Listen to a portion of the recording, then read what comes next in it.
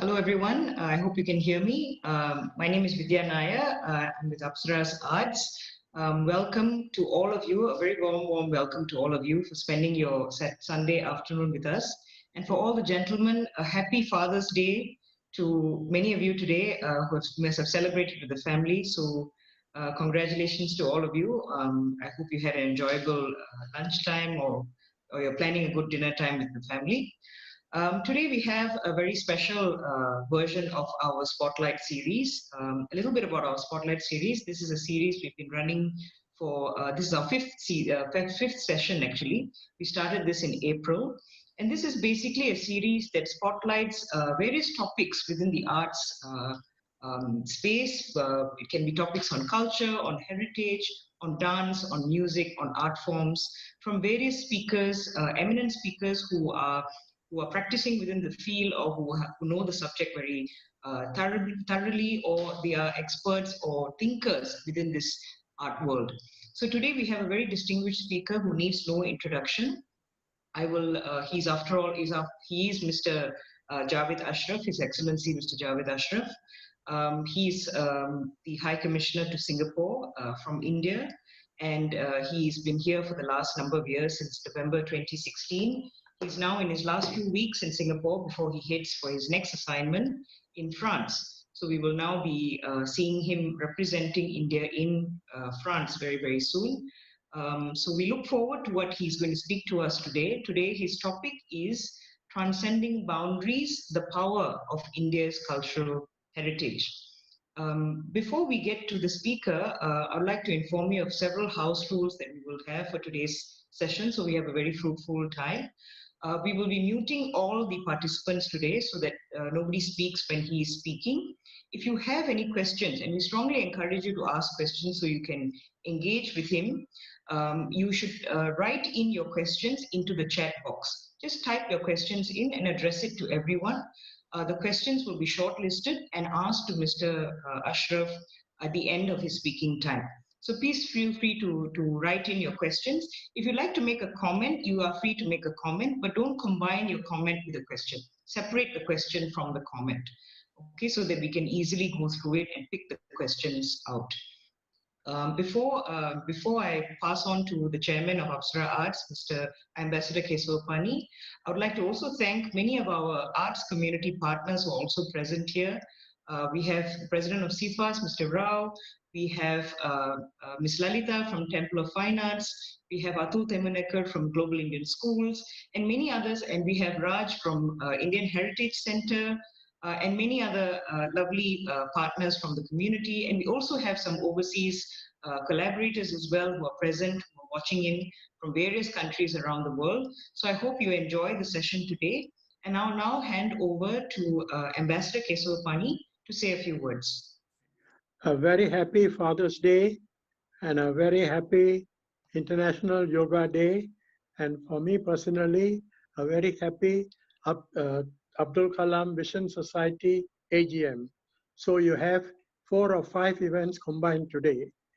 But I'm particularly glad I'm able to participate because as a diplomat, I was one of the earliest to come into contact with High Commissioner Zaraf, and it has been a lovely meeting. And from that early contacts, we managed to get together and journey on this journey of arts.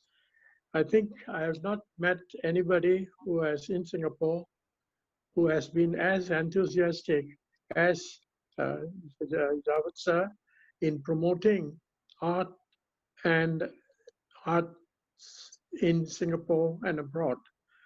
We are particularly thankful for the attention he has given to Apsara Arts to make sure that it comes in the forefront of the artistic scene. I'm also glad to note that our other partners are also here, and we should encourage this coming together as a community of the art scene. That was lacking for a very long time, but now I think we have got it right. And Mr. Rao, as the president of the Singapore Fine Arts, should be the head honcho in this exercise. And I'm sure within the short time we have seen, he has been very dynamic and he has done a lot of other things. But today, I think the topic that has been chosen is a very, very valid one, because recently we had a controversy whether arts is, something, not a crucial thing for life. Ambassador Ko, Tommy Ko raised this point. So I think it is coming, this session is coming at the right time to show the significance of the art scene in Singapore, and not only Singapore, and abroad. And that is why the topic that has been chosen is a wise one. So on that note, I would like to say thank you to High Commissioner for spending the time with us. Uh, be warned that we will all find ourselves in Paris once you have settled down. And I hope Apsaras gets the warm welcome that you have given us to us in Singapore as in Paris. Thank you very much. Good evening, everyone. And thank you all for joining on a Sunday evening. Ambassador K. Savapani, you have been not just a great friend, but a foremost architect of India-Singapore relations, and also in terms of being a great leader of the community and a great patron of the world of Indian art and heritage. Delighted that you are here with us today. Vidya Nair, I've seen over the course of the last 3 years your own leadership in promoting Indian heritage and Indian culture. And Arvind, our partner in many crimes, we have done some extraordinary projects today. So delighted to join Apsara Arts on this Spotlight series. You've put me in a spotlight on a subject that I am a little hesitant to speak much about, but really Apsara Arts has been an extraordinary example of an organization outside India that has nurtured Indian art, performing arts in particular, and has carried this flame so beautifully, not just in Singapore, but also in India and other parts of the world. It is, for me, I am now in the course of completing nearly, over 3 years in Singapore. It's been an extraordinary journey, but I'd say that one of the most enjoyable, productive, and satisfactory aspects of my tenure here was the art and culture scene in Singapore, both in terms of its aesthetic value, in terms of its expression of Singapore's own Indian heritage, but also as a very important strategic objective for India's engagement in Singapore and the rest of the region. Now, it is not an exaggeration to say that Singapore has become a nursery of Indian heritage, Indian culture, and Indian art. It is due to many factors. One, of course, is we have had a long connected history, so which we will talk about. But also it's principally the result of many institutions over here with long histories. The Singapore India Fine Arts Society, which has been there for 7 decades and has over 2,000 students, 28 teachers, 14 disciplines. It's quite an astonishing number. Apsara Arts, Bhaskar Academy, Temple of Fine Arts. These are just extraordinary institutions of this city. And they combine both high degree of professionalism and a high degree of commitment and passion for Indian heritage and Indian culture, which is also so Singaporean now. And it is also because of the places of worship here in Singapore, the many temples, gurudwaras, and mosques, and the festivals of India that are celebrated throughout the year. Just as the places of worship have become platforms for promoting not just Indian spiritual tradition and religions, but they've also become platforms for promoting Indian culture, performing arts. Similarly, the festivals of India that are celebrated with just unbelievable enthusiasm and fervor, sometimes not even seen in India, have also become a platform for the Indian art and culture. In addition to these, We have institutions of the government that have played a seminal role in being patrons of promoting the Indian heritages of Singapore. The Indian Heritage Center is a fine example that showcases the entire history of India's links with Singapore and the region. We also have now, as a result, enriched by the new diaspora that has come, by the waves of migrations that have taken place in the course of the last 30, 40 years, that have brought in a rich pool of Indian talent, who have set up their own academies, who started training young people in Indian, exposing them to Indian performing arts, music, dance, as well as visual arts and the written word. And then, of course, there are events management companies that have been able to successfully bring the best from India over here and again and showcase them not just to Singapore, but the rest of Southeast Asia. All told, there are two distinct aspects that we see here in Singapore.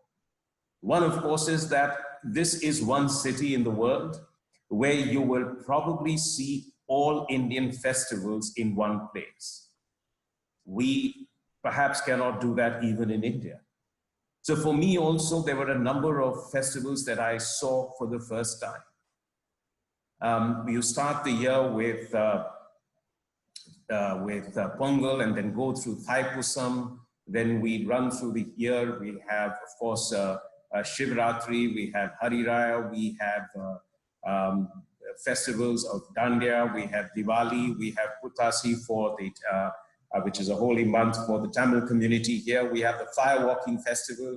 And whenever I have seen, for example, consecration of a temple, of a renovation temple, for example, when Perumal Temple was renovated in April 2018, we had 40 days. We had 40 days of cultural performances in Singapore. This is unthinkable. And throughout the year, we see performances and festivals. CFAS runs a month-long festival which has sometimes 75 events in the course of a month, mostly from brilliant young artists and professional artists in Singapore, but also some of the best artists from India.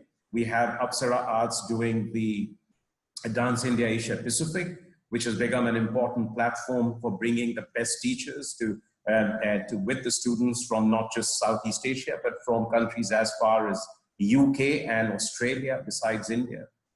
And then you have, of course, the Kala Utsavam in Esplanade, one fine example of how official patronage can make a big difference. So these are just some examples that I have quoted of what is certainly a remarkable calendar. So as I say that this isn't just a place where you see all Indian festivals together, but this is also a city which has a Indian cultural calendar which can rival some of the major cities in the world, in India. Today, of course, we are also celebrating the International Day of Yoga. This is the 6th edition of the International Day of Yoga. As some of you might recall, in his maiden address to the United Nations General Assembly in September of 2014, Prime Minister Shri Narendra Modi had given call for June 21 to be declared as the International Day of Yoga. He did this in pursuit of what he said a would-be healthier life, a more peaceful world, and a more sustainable planet.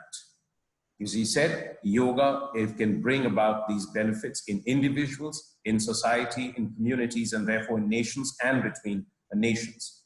And it is a remarkable testimony of the strength of Indian heritage and of yoga in particular, that more than a record number of 177 countries co-sponsored the resolution, which was passed unanimously by the United Nations General Assembly in December that year, in 2014. Normally it can take months, sometimes years for a resolution to get through the UN General Assembly, but it got through in a short period of time. So while yoga may be an ancient gift of India, but it is now the heritage of the whole world.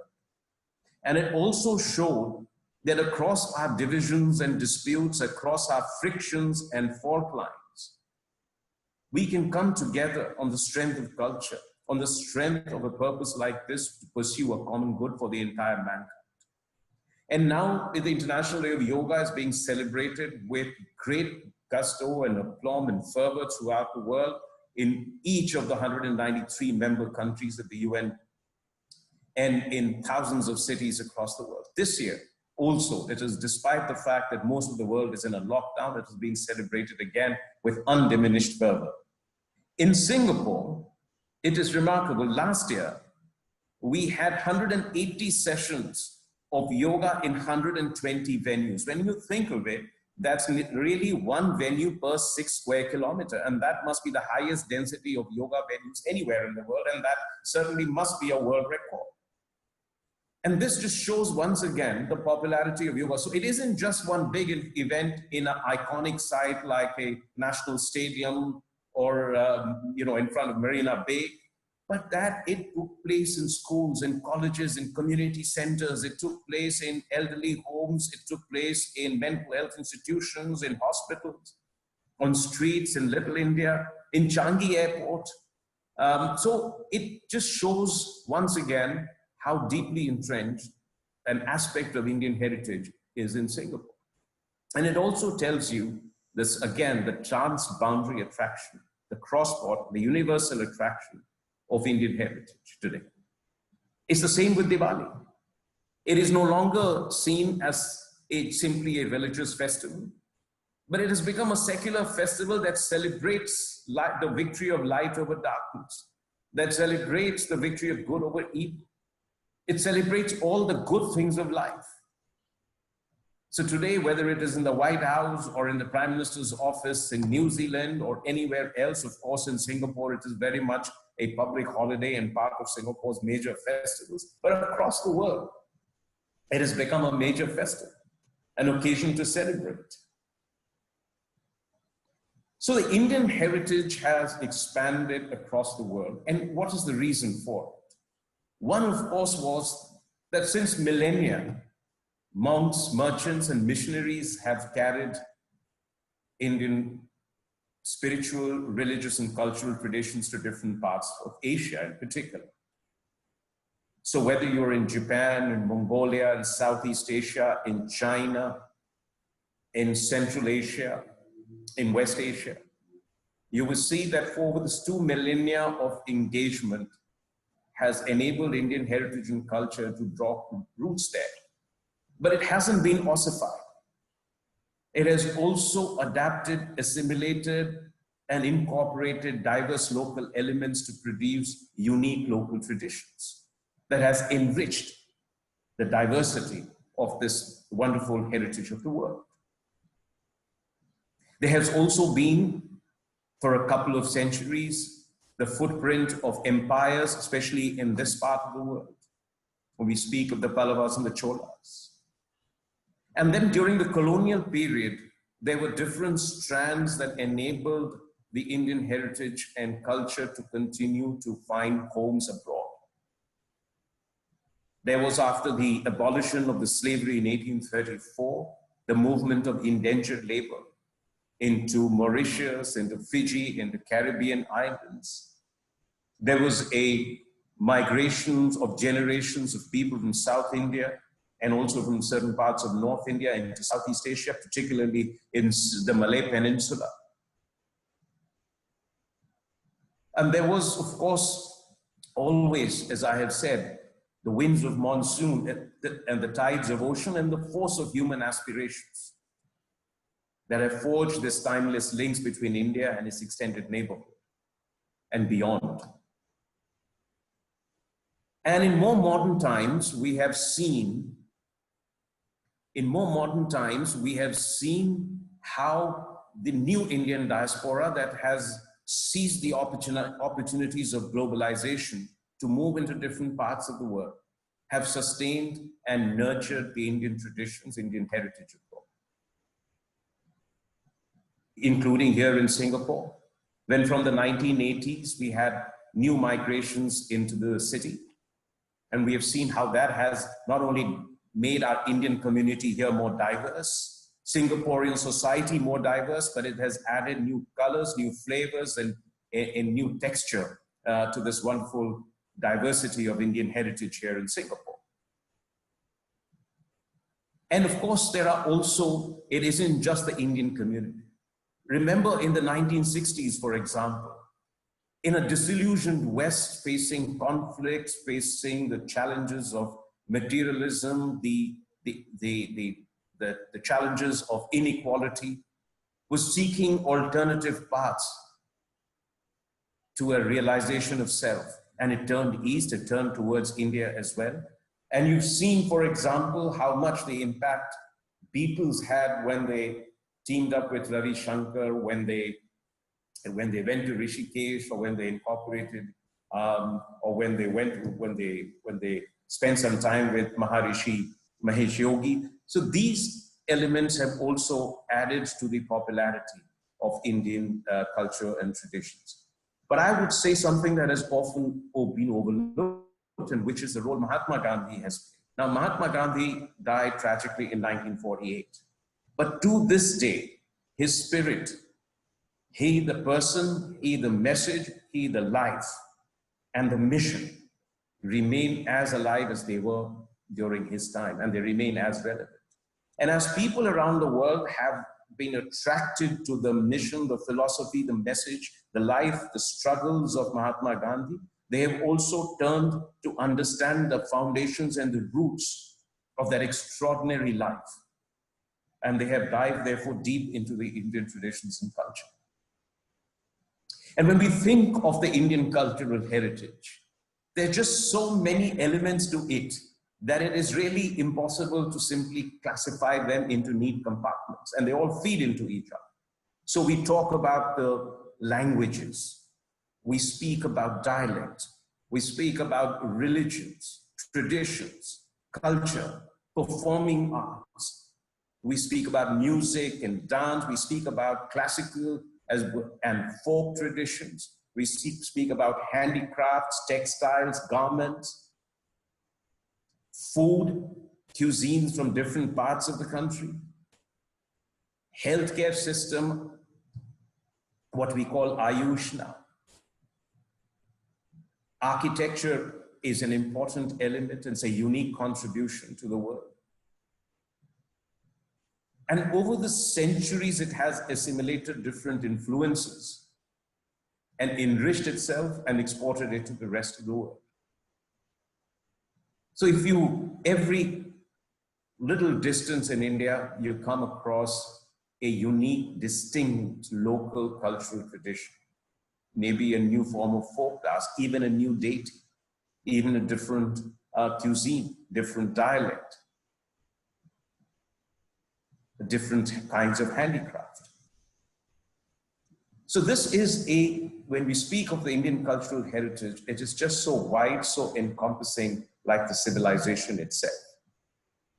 And that brings me to this point, which is the strength derives from many factors. One is that Indian is one of the oldest and a continuous civilization of the world. It is one of the pillars of human progress. It has made enormous contribution to the evolution of mankind, to our knowledge, to our understanding, and it continues to thrive. It has its own worldview, own philosophy, own thought. It has its own cultural, religious, and spiritual tradition. It has given birth to several major religions of the world, Hinduism and different manifestations, Buddhism, Jainism, Sikhism. It has embraced religions from different parts of the world, from the ancient religion of Zoroastrianism, when people fled persecution to come to India. When Islam, whether it was Judaism, Christianity, or Islam, one of the first lands they came to was India. And each acquired a distinct Indian identity. When we even speak of the spread of Islam here, it has links to India as well. And in the course of evolution of Islam, it acquired its own distinct Indian philosophy, Indian traditions, which is now being seen as such an inclusive vision, and which the messengers are now carrying to different parts of the world. what is also unique about this is that it is at one level a solution and an answer to every individual's quest for an understanding of the self and this relationship of the self to the larger cosmos and to the larger purpose of this world. And nothing explains this better than the brilliant Bhagavad Gita. But at another level, it is a unique worldview which believes in the cosmic oneness of the world, which is the Vedantic philosophy. But it is not absolute. It says the truth, there is one truth, but the wise see it in different ways, in different perspectives. It is non-judgmental. It makes room for different interpretations of that great truth. And that is why the worldview of Vasudhaiva Kutumbakam, the world is one family. That is why we say that let peace and good and well-being be upon all. And that is why we say that the truth is one, but the wise see it in different ways. And that has led to a worldview which in practical terms is open, it is inclusive, it has room for dialogue and debate. It is peaceful, it speaks of ahimsa and non-violence, and it has enormous place for nature because it speaks that we are not supreme to nature, but we are part of nature. So one of the three major reasons that I see that it continues to be very compelling for the world.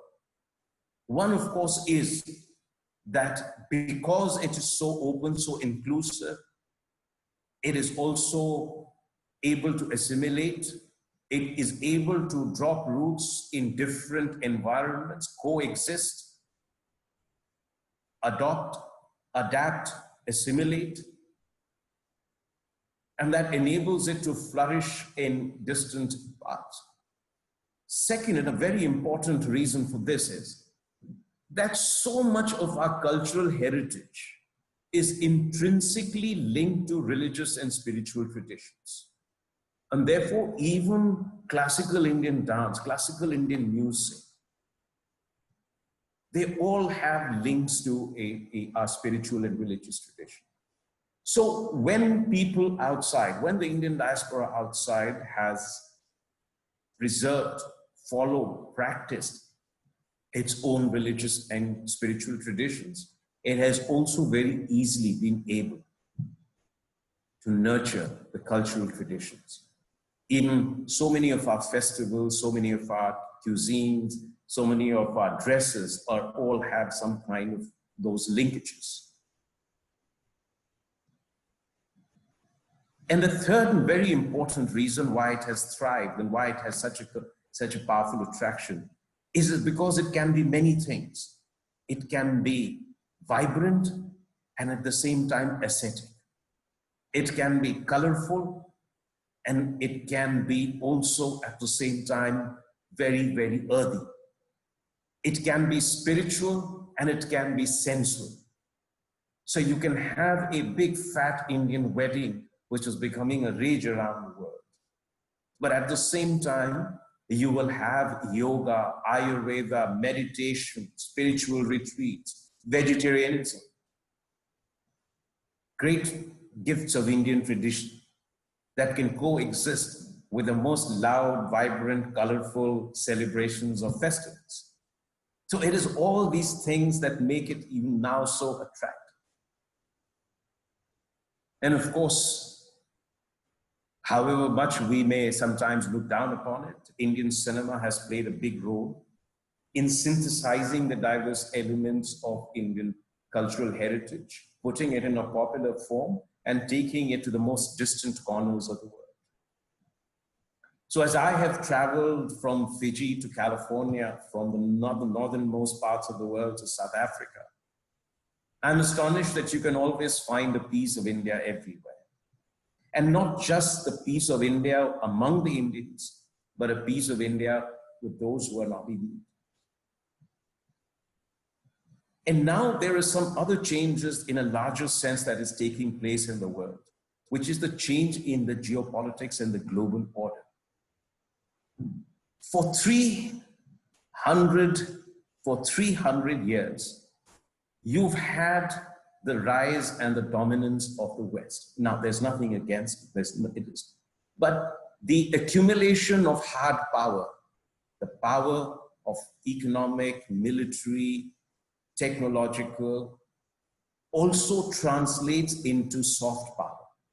And therefore, for a long time, there was a tendency for all of us to instinctively and perhaps even subconsciously imbibe the soft power of the West, because it directly enabled us to judge ourselves in some ways against that. But that is also changing. The world we are entering in is far more complex. It's going to be coexistence of many powers, many cultures, many economic systems. And therefore, people are also in Asia. As Asia becomes more free, Asia becomes more self-confident, Asia becomes more prosperous, people are also discovering the roots of their own culture. It does not mean a sense of superiority or a rejection of something, but it also means finding, really diving deep within your own self and feeling comfortable with your own spiritual and religious and cultural traditions. We have to sometimes guard against its negative consequences of these become new fault lines of identities. But I think the larger purpose and the larger good will come out of when people understand that the fundamental values of India, fundamental Asian values of harmonious coexistence. And we've lived with that for centuries. So this is again giving people a great sense of self-confidence in themselves. And I'll give you an anecdotal example. Now, when generations used to migrate to the West, there used to be a great yearning to assimilate, to be like them, to become accepted. Now, it is natural for migrants. And in 2008, I was attending the victory celebrations of the Democratic Party when President Obama had been elected. I was in Washington, D.C., and this was the month of January. He was in Washington to be sworn in as president. And there was a Democratic youth wing which was meeting to celebrate this in a restaurant. I was also invited to it. And within that Democratic youth wing, there was an Indian Democratic Youth League, something like that. I don't recall the exact name. But I remember that once the speeches were over, Bhangra music started, and they were all dancing essentially to Indian music and in an Indian way, which was a big change from what the self-conscious avoidance of your own culture in a foreign land. And I just gave you one anecdotal example because it was in a political space, in a relatively, what I might say, mainstream environment at the time of a election to the office of a president. And so we would see these changes across the world. So this is going to be another very important factor that, and as India's own power grows, as India's own economy rises, as we gain more in strength, I think Indian cultural heritage will also gain in strength as throughout the world. We have a message at a time of great friction, at a time of growing clashes of identity, of new fault lines emerging, of threats of risks of the world disconnecting with itself, of walls coming up across the world, new protectionism, new walls against migrations, a retreat into oneself. The message that we have for the world of openness, integration, engagement, embrace of diversity, of conversation and of dialogue is something, and of peaceful coexistence, of ahimsa. These are messages that will resonate, and they are relevant across the world at this point in time. So let me just turn at this point very briefly to what we are doing and what we need to do.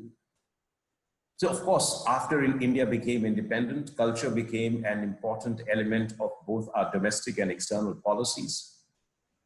We had, for example, set up an Indian Council for Cultural Relations as far back as 1950, with the objective of promoting cultural understanding between India and the rest of the world, promoting cultural engagement, which is seen as a bridge to better understanding between people.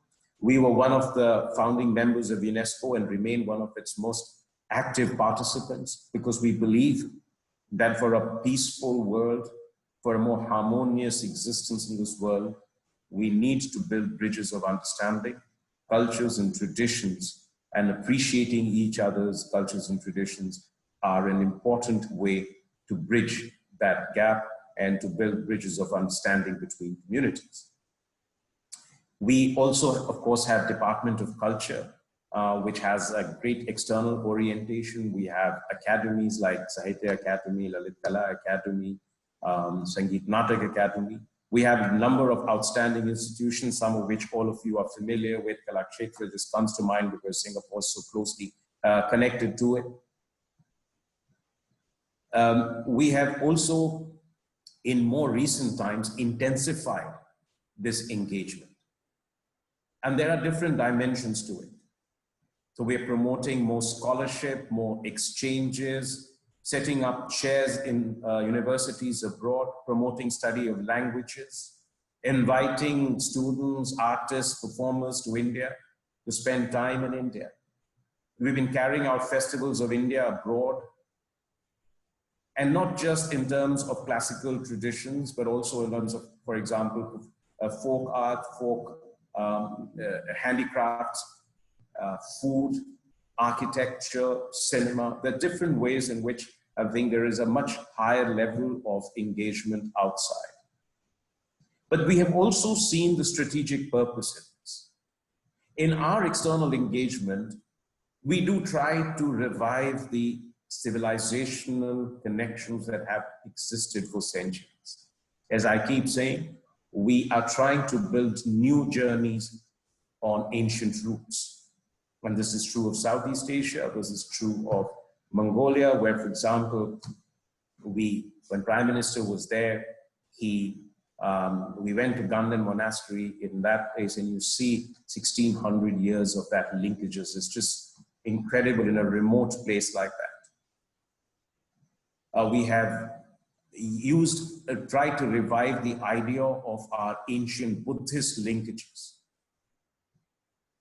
and to use the principles of democracy to see whether we can craft a new message and a new paradigm of peace in Asia to enable us to realize the Asian century. Prime Minister Modi spoke about this, about Buddhism, democracy, and the Asian century in the Mongolian parliament in May of 2015. And we have dived into our civilizational heritage to create a new narrative on climate change. And from being defensive about climate change, we are taking a lead in it now, simply because we want to say that here is a cultural tradition, and all of us share it, whether it is Latin American or African or Asian culture tradition, where we treat nature as mother, where we say Mother Nature, where we seek her forgiveness every time in the morning when we put our feet on, so that we don't hurt. Where in a country we have a tradition of sacred groves where deities live, those are pristine forests that have existed without anyone ever trying to destroy them. Where we respect animals, we deify them, where we respect the forests and trees. So in order to be able to tell people that climate change is not about sacrificing development for some new idea that the West has promoted, we can say that we are the inheritors of that great tradition. Even when you're dancing, when you perform music, you evoke Mother Nature and all that she has bequeathed to us. So in our modern idiom of diplomacy, in our modern idiom of our external engagement, culture has become a very important element. And therefore, for us here in Singapore, for the past 3 years, to me and to my team here in the High Commission, it has been one of the most important priorities for us. We've devoted a lot of our time, and it would not have been an energy, resources, commitment to it. And it would not have been possible if the city did not have such an outstanding pool of talent, such a great degree of commitment, and such passionate advocates, practitioners, and trainers of the most wonderful aspects of Indian culture. And therefore, we need to take this forward. We need to take this forward, not just simply as India and Singapore, but how we can collaborate it to showcase it to the rest of the world. Because there can be no better example of the transboundary power of Indian heritage when we can come together as we did when Apsara Arts did Anjaneyam, which brought artists from 5 countries together seamlessly. People who practice different faiths, but were on the stage to perform Hanuman's Ramayana together. And what a beautiful message of togetherness this creates. What a beautiful message of interconnectedness that represents. So this is one aspect that we must definitely promote. We would like to see certainly more Indian groups from here going to India and performing there. I know every time people have gone there, they have been given a standing ovation because people don't expect that it be so good, that it be as good as anything India has to offer. So this has been always a great element of surprise there. And I know that when you took Anjaneyam there to India for the Ramayana festival, there was in Delhi an absolute astonishment at the quality of the performance. Similarly, you've performed in France and you've won great accolades over there, country where I'm going to. So imagine doing a global festival in some place which showcases the best of Indian classical music, art, dance, theater, and cuisine.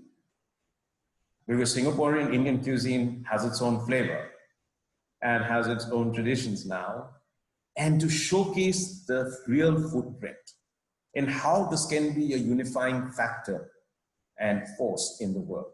This is something we must promote, and this is something I'd like to do when I'm there in France. But beyond that, we'd like to also we must do more in terms of literature, spoken word, regional literature. And we will find connections that we are not aware of. We have to do more research. I know Indian Heritage Center has just produced the most outstanding work as part of its bicentennial, something that all scholars will cherish, that takes us deeper into our cultural linkages and the heritage and our shared heritage. And it might even change our knowledge of history, of how India was linked to Singapore and this region.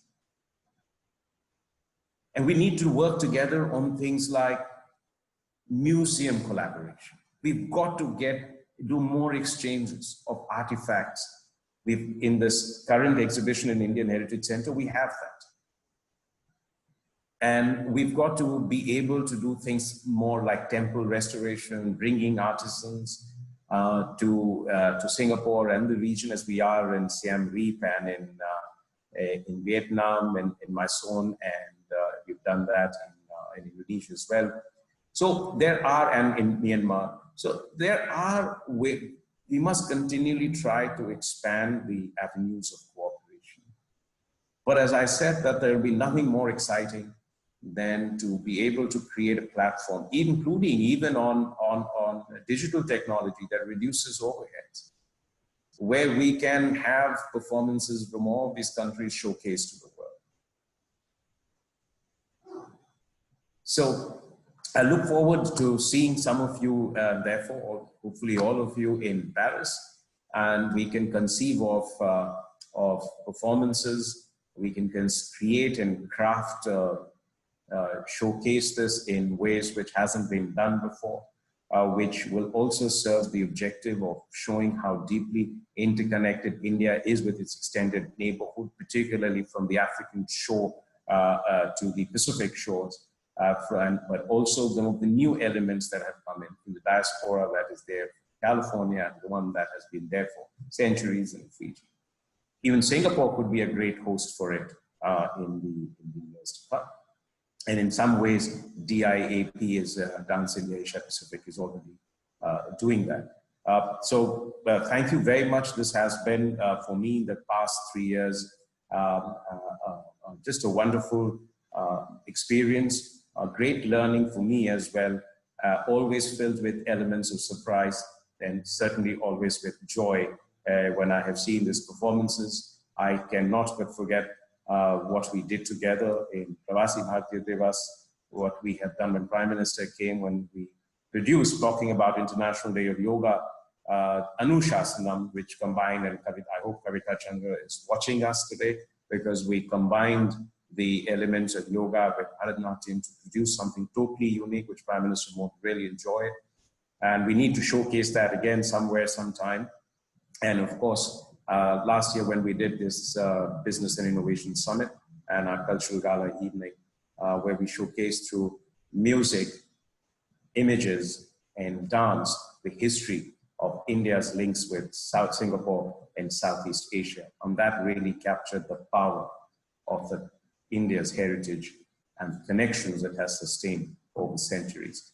And to all of you, including all the impresarios, all the event managers who brought some of the best artists from India, thank you once again to CFAS, to Apsara Arts, to Bhaskar Academy, to Temple of Fine Arts, also to our event partner on many occasions, D-Ideas, to VMO, to R&R Entertainment, to Teamwork, to all of you who have made this city such a center, such a wonderful global center of Indian heritage.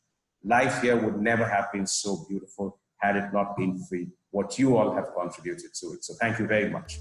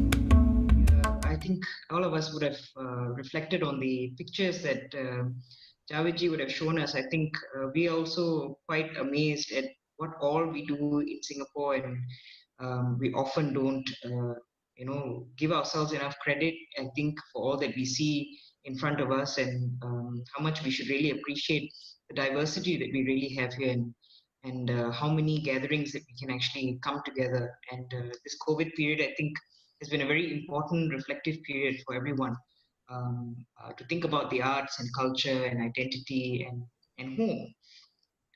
Now we come to the question and answer session. We have some interesting questions. Javadji, the questions are mostly coming to us from our overseas collaborators who happen to be sitting in cities that you are going to be very close to. So you have to listen very carefully to these questions. The first question is from Berlin.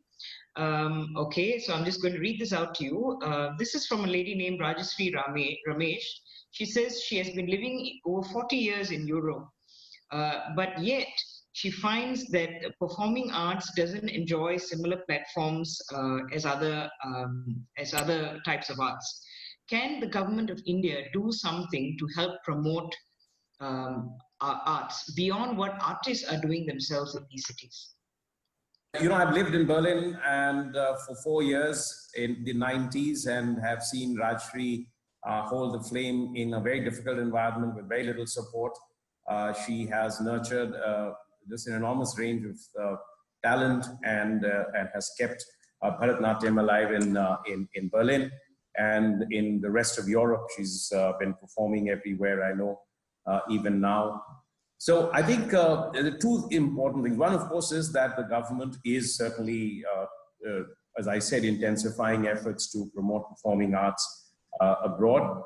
And I think what has happened is that we have tended to support artists going from India abroad.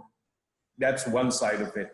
We do need to do more to support artists who are living abroad and are doing a great work in terms of training local talent in Indian performing arts, music, dance in particular. And they don't often get that support that they need. And they have to really fend for themselves. Singapore, of course, gets a lot of support from the government also. But it's not the case in Europe. It's not the case in the United States. It's not the case in many other countries. So it's clearly an area which we need to work on, to set aside certain funding proposition, not just for artists who are in India and to send them abroad, but to find a way to support, and empanel them. See if they meet certain standards of ICCR, and then empanel them to Department of Culture, and then provide funds for them, and then get the mission to regularly audit their performance and to see if they meet those. Certain amount of funds are being given, but it's not enough, particularly given the kind of cost elements that we talk about abroad, and the incentives that are needed for people who are professionally devoting their entire life to this. The second aspect, of course, is, and that is something where we've been fortunate in Singapore, is that we've had a lot of corporate sponsorship for this, and a lot of support also in terms of community participation. Now, of course, here the community is extremely large. You can have very good ticketed events, but it's not the case there. But I, for one, would always, even when I'm in Europe, I would look for Indian corporates that are in Europe, to say that, as part of your corporate social responsibility, please do support some element of those who are living abroad and are carrying the flame of, Indian culture. It can also serve as a great, and I say this to our tourism department as well. I mean, somebody has raised the point, and I saw this in the chat, about linking culture to economics. Yes, I think it's just the way it will really thrive is when we can find those linkages. For example, how do we in India are now thinking of how do we add value to Ayurveda and yoga, for example. Yes, I mean, how do you translate Ayurveda into a globally accepted, say, wellness channel or medium? Similarly, tourism can certainly will benefit if India, government of India does support and particularly through the Department of Tourism, those who are already stationed abroad and who meet the standards of Department of Culture and ICCR to propagate it. When we have an event in, let's say, Berlin Tourism Festival, you don't need to take somebody from India. You're actually saving costs there. When we do something over here, that's why it has been my absolute clear objective that we will work with local artists over here.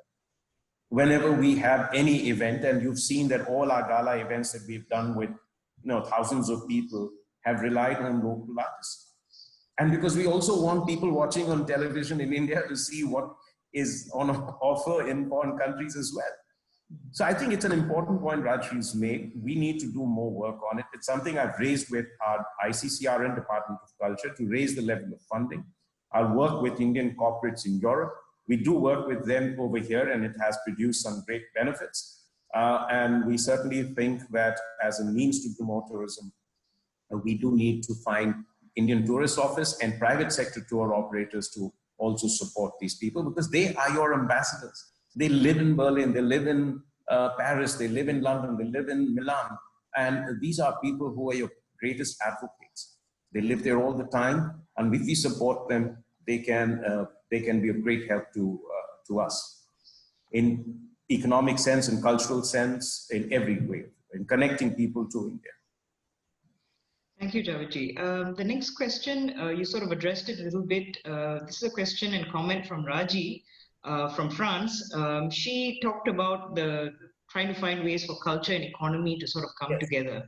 Yes. And she says there are lots of Europeans who are very much interested in Indian culture, Indian content, besides the diaspora itself in France. So how do you envisage, she asks, that actors, artists, associations, India lovers be empowered to officially organize and transmit Indian culture? Yeah, no, so I'll actually have to see the situation on the ground over there. And Raji, I look forward to talking to you when I'm in Paris sometime next month in July, because I think it's important not to make general statements sitting here. I've generally given you the drift of the three-pronged strategy that we should follow, which we have been short on, and which we have tried to promote here, because I think the conditions were far more salubrious than is prevailing in Europe. But once we get there, I'd like to actually see, and you will see that we will definitely try to invest a lot of our attention, energy, and resources in precisely this aspect. And I agree with you that if we can find a way to create more economic linkages between culture, with culture, we would certainly make it more sustainable and certainly more attractive to draw more people into it. So yes, I mean, look forward to having a conversation on that. We have another comment from Milan, from Lucretia, who says that more support is needed in Italy to support Indian cultural activities there. So she says a lot more support is needed from the European side. So that's a feedback from Lucretia from Milan. Now we come to the question. Let me just stop for a second. Let me now link it to both economics and geopolitics, right? Now, what we are witnessing is a great deal of interest in the world in India's rise, in India emerging as a force of peace, stability, and prosperity in the world. There is a much higher level of attention globally to India. And I think it'll also be helpful for European countries and organizations there to sensitize or acculturize European youth on Indian traditions, Indian culture, Indian philosophy, Indian way of thinking, because that translates directly into how you deal with India, whether you're dealing with politics, whether you're dealing with economic engagement, trade, investment. So it is something which, for example, now Singapore, so you are sitting in Milan, let me say what Singapore government is doing.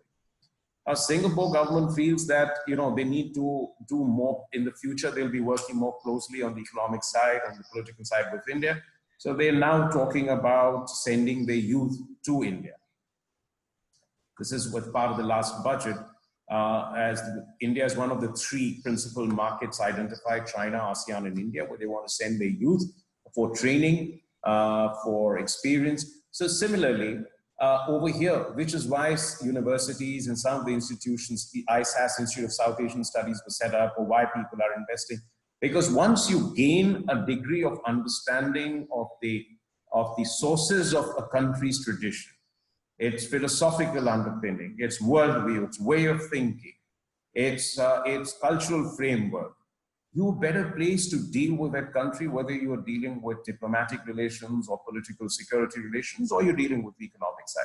So I also think it is incumbent upon European countries to promote, invest more, as they did once, in Chinese studies and Chinese culture, to do more in investing in Indian studies, Indian culture, etc. Having said that, yes, government of India certainly needs to do more. It's a perennial issue of budgets, of resources, but we must be imaginative and creative in trying to find resources for it. And it has to be a public-private partnership, so we look forward.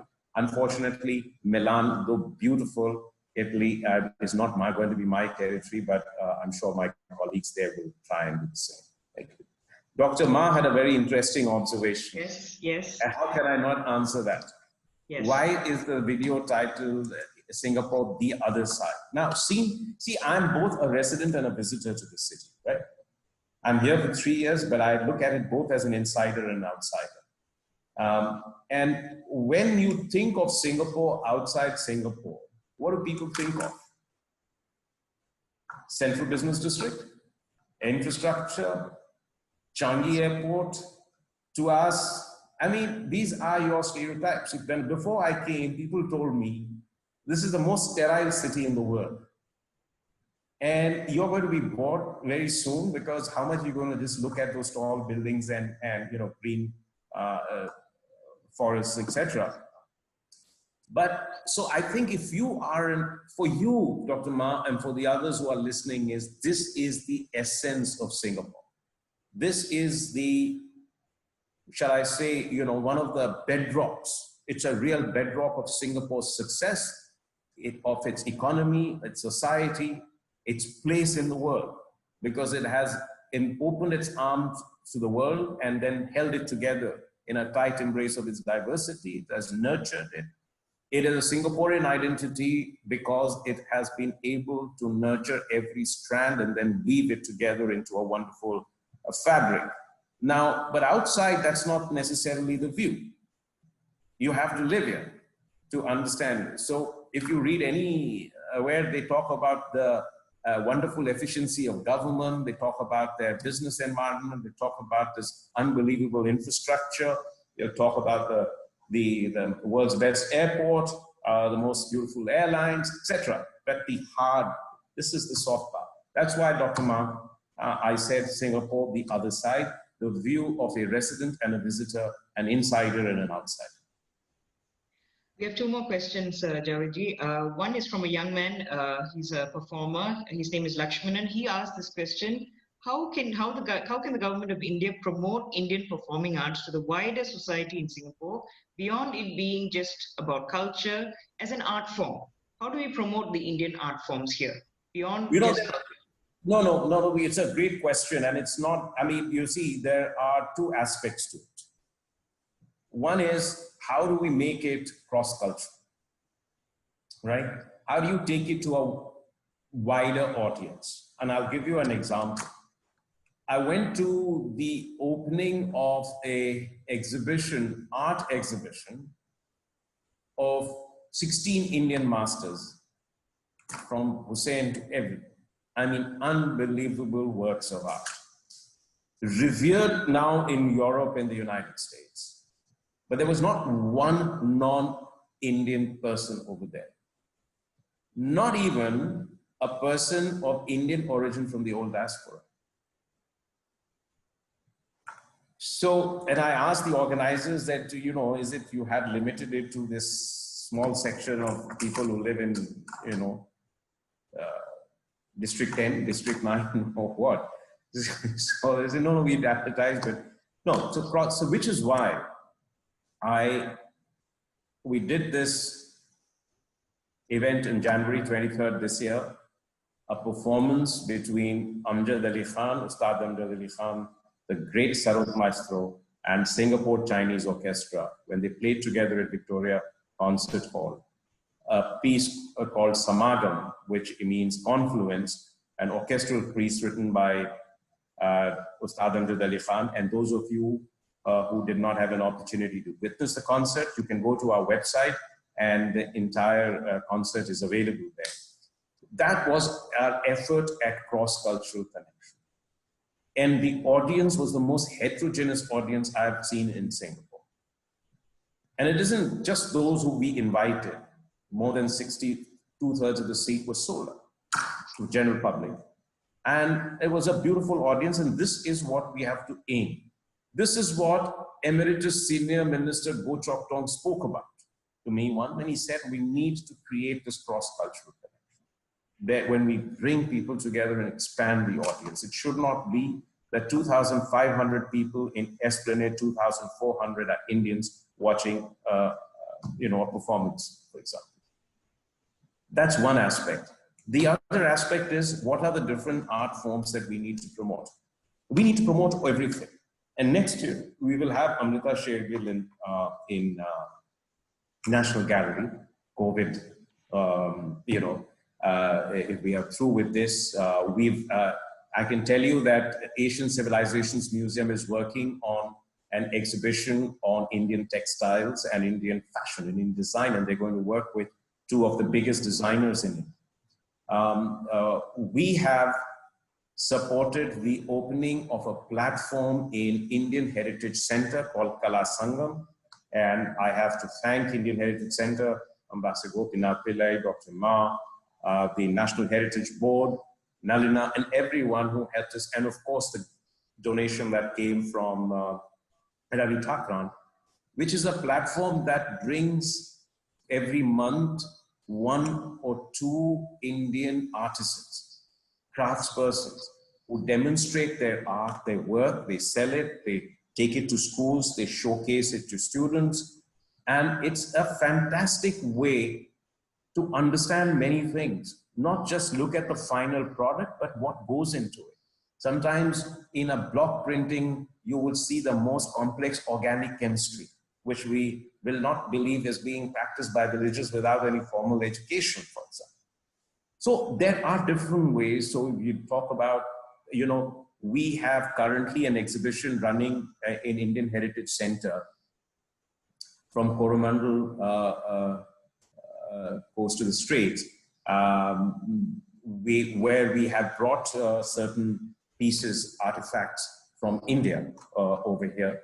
So our objective is that it isn't just about performing arts, and that is classical or popular or folk music and dance. No.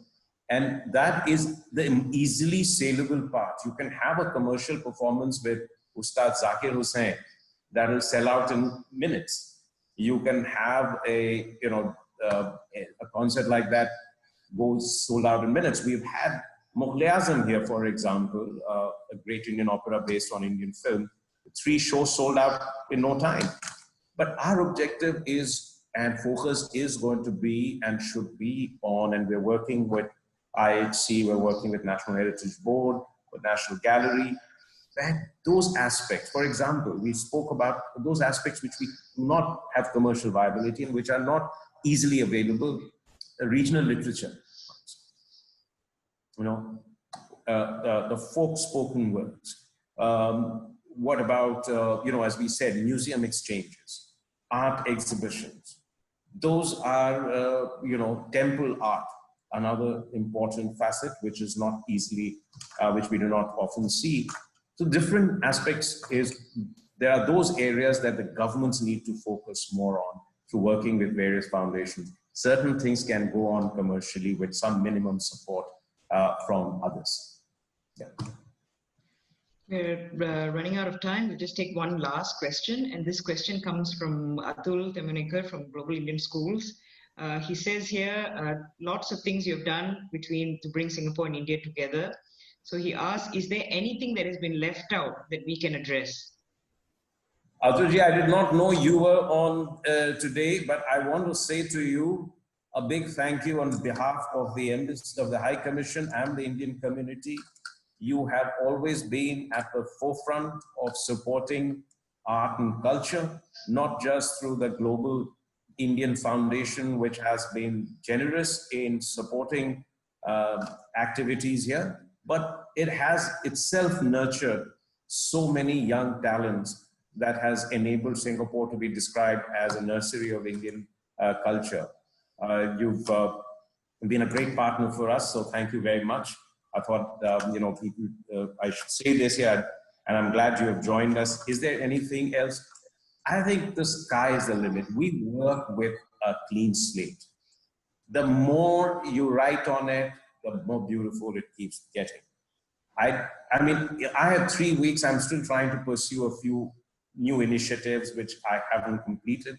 I might continue pursuing them when I'm in France. I think whether we talk of what we are discussing today, art, culture, or whether heritage, or we talk of economic ties, whether we talk about the youth exchanges, whether we talk about bringing people to people connections together, whether we talk about getting youth to do social impact projects in each other's country, whether we speak about connectivity, tourism. We get about 1.4 million tourists from India into Singapore. That's growing at double-digit rate. I'm sure it'll come back in a couple of years. But we need to get more people out to India. So there is absolutely, in whatever we are doing, we cannot say we've done enough. We have to constantly, because there are just no limits. The more you push, the more the world opens out. So, and I'm sure you're going to continue to be a great partner in this endeavor beyond my time here, and certainly working with so many other institutions in Singapore as you have done. Thank you. Thank you, Javadi. This has been a riveting session. I'm now going to hand over to Aravind to say the word of thanks. So, firstly, Javadji, thank you so much. I don't know how not to stop thanking you. So let me start first thanking you for this 1 hour that you have spent with us.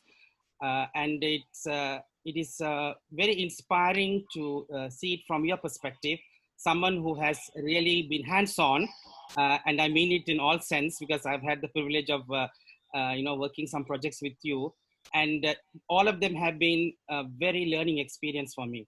And I think I've had the privilege of learning some things from you, and being so detailed, and then now presenting your summary. I think it's been very inspiring, and I'm thankful that we are recording this, because many more people should listen to this session today, because there's a lot to take away from there.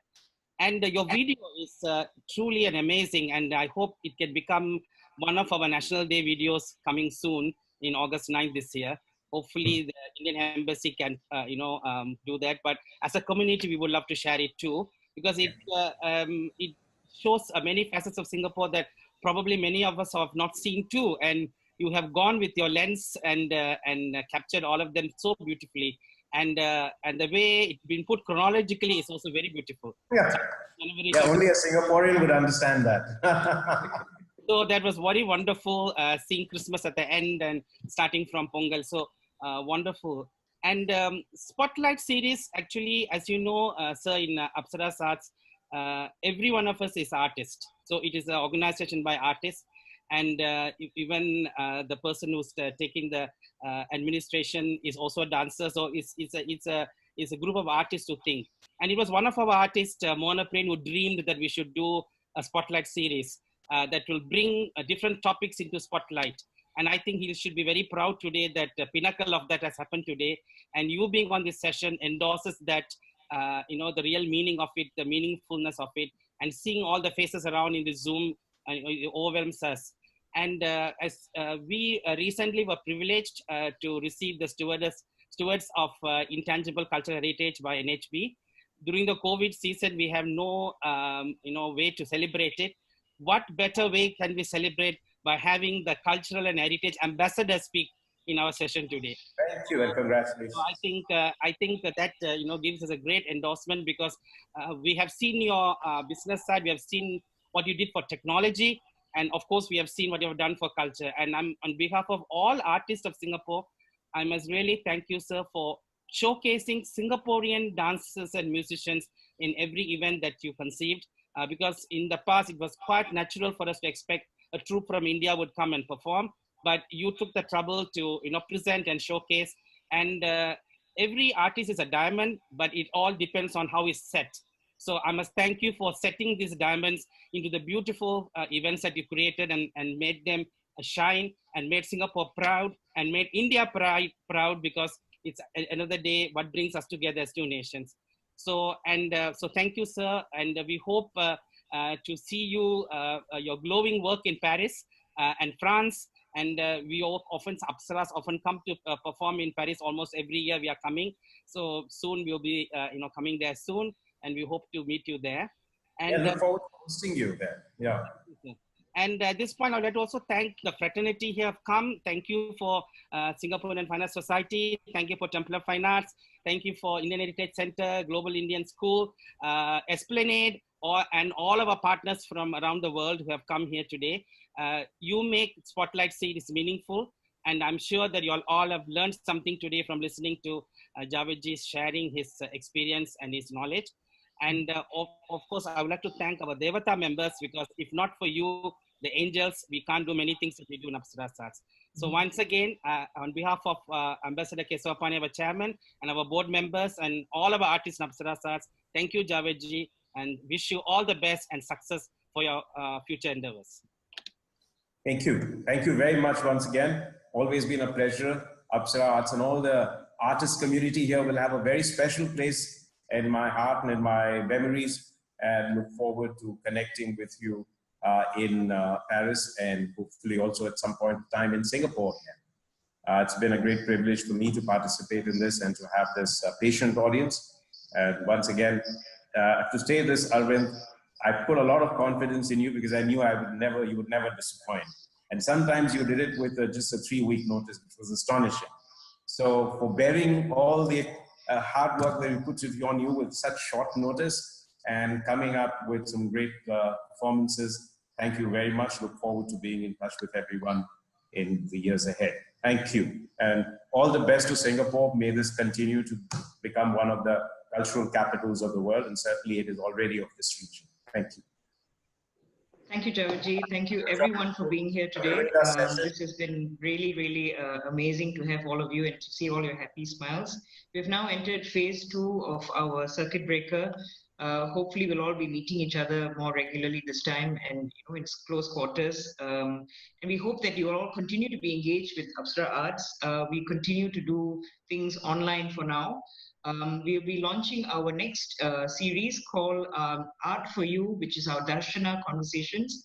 Basically, these are conversations with our solo artists or duo artists who have presented solo performances under our Darshana series. So they will be coming online to talk about their journeys about creating their new works. So this is something that's going to happen next week, and we have a whole host of things that's happening in July as well. So we hope that you'll be staying in tune to what we're doing. A lot of our stuff is on Facebook, on Instagram as well. And if you'd like to be a Devata, Devata is our Friends of Apsara Arts program. If you'd like to be a Devata, I will be reaching out to you. You can reach out to me as well. Through Apsara Arts, and you can find ways to work together with Apsara Arts or be a supporter and be engaged with us on a long-term basis. So thank you all for being here today. We really appreciate all of you being here, and do give us your feedback. You can either give us your feedback here, or we'll actually much appreciate it when you write it in our Facebook, because it helps us to feel encouraged and to support us to do more of such programs and engagements with audiences like you. So thank you for being here today, and happy Father's Day once again, and have a wonderful weekend. Thank you. Take care.